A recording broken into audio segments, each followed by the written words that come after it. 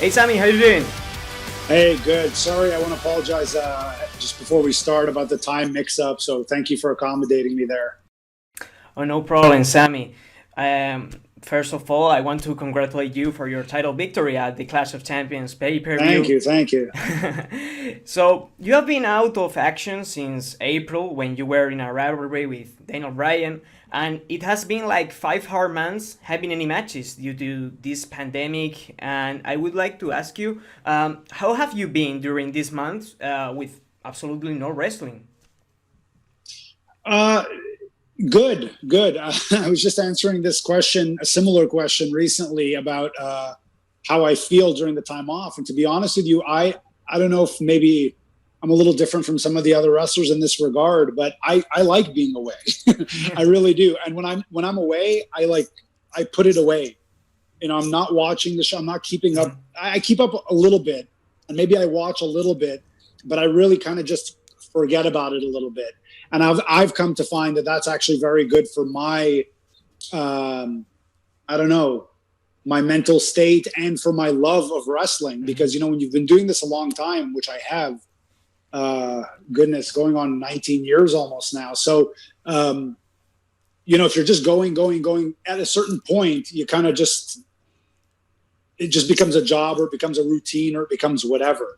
So anytime you're away from something, you kind of got to be away from something sometimes to miss it. You know what I mean? So when I was away from it, again, less than ideal circumstances, I was really in a good thing at the time. I had just won the Intercontinental title. I just wrestled Daniel Bryan at WrestleMania. So I was actually feeling like I was doing some of the best. I had the most momentum behind me that I maybe ever had in WWE. So it didn't come at a good time to take this time off. But of course I did because of the pandemic and just personal stuff. So it didn't feel like the best time, but it was what it was. But now I'm back and I just feel so energized and excited. Instead of feeling like somebody's twisting my arm, forcing me to do something or anything like that, I feel very, very energized. I go in there with a great, great attitude, great spirit. At least I hope it's perceived as a great attitude. I do my best. I'm just really, really enjoying this time right now. And I think a lot of it is because I had time to miss it over the last 5 months. That's great, Sammy. Other question that I want to ask you, related to one episode of SmackDown during last year. You got the opportunity to have a segment with the Undertaker, and I want to Yeah. ask you, how was for you that moment to be with the Undertaker, the Phenom?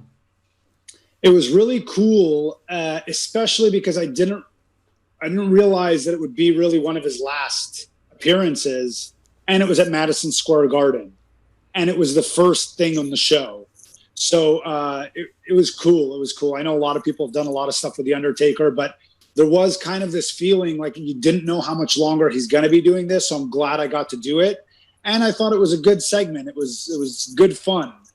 I really enjoyed it, actually, and so it's definitely one of those things that I'll kind of have. I didn't wrestle him, but I got to do this cool thing with him at the Garden. So for sure, that's one of my sort of cherished memories from that time period, especially when I wasn't wrestling a whole lot, when I was just running my mouth a whole lot, with Shinsuke and Cesaro. Yep. It was actually a really, really fun time for me. I think when I look back on my career one day, I think that was a really, really fun time. And one of the first memories I'll think of is for sure that segment on SmackDown with the Undertaker in New York. Yeah, that for me was fantastic.